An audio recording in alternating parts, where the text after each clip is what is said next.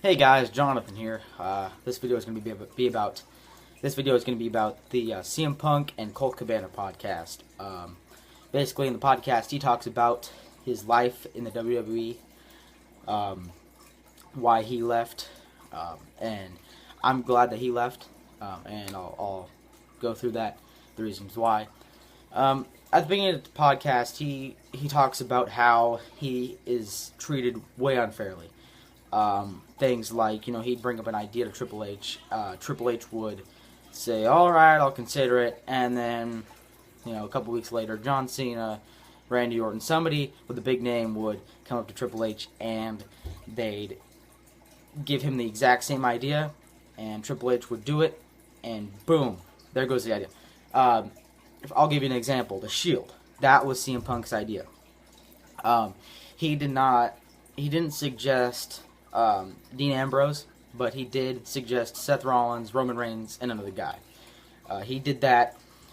He suggested those guys, and then I don't remember who it was, but somebody suggested Roman Reigns, Seth Rollins, and then Dean Ambrose, and then there's the Shield.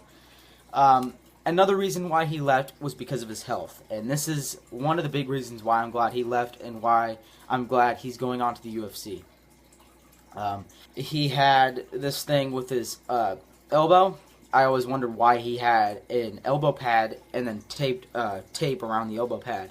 One of the reasons why is because for some reason his arm was locking up during, I think it was the Japan tour, some sort of tour, and he told the medical staff about it. They didn't do anything. They were like, oh, it's not a big deal. And he just, alright. And I'm glad he left because of the big lump he had on his waist. What happened there was he started getting this little lump over by his waist, and he's had a lot of those in the past, and they've removed them, without any questions asked, just remove them. This time he had it. He told the medical staff, and they looked at it, and they gave him antibiotics. And it did not shrink. Nothing happened to the lump. In fact, it grew to the size of a golf ball. And CM Punk was like, this is getting bad. We need to remove this. And they just kept giving him antibiotics. And one night, in the ring, he shit himself. And when you crap yourself in the ring, there's a problem there. There's a problem because, obviously, those antibiotics aren't working. So, after his contract expired with the WWE, he went to a doctor in Tampa who looked at his lump, and he goes, man, you should be dead. That lump, by now, should have killed you. And so they removed it, and he said he's gotten lots of tattoos in his life, and that was the most painful thing he has ever done. I'm glad that he left because of his personal health. WWE has a long history of covering up superstars' health issues. They have this whole program with the concussions and how they're improving superstars' health, and they're treating concussions. No, that's a bunch of BS. Because, of course, they want to look good to the media, so they're going to say, oh, you know what? We're going to treat every concussion, and we're going to treat it like it's a serious thing. WWE, well, no. They don't do a damn thing about it. They're just like, rub it off. And concussions are not that sort of thing to mess with. Concussions can cause serious damage to your brain, and you can die from them. They can make you not yourself, like what happened with Chris Benoit.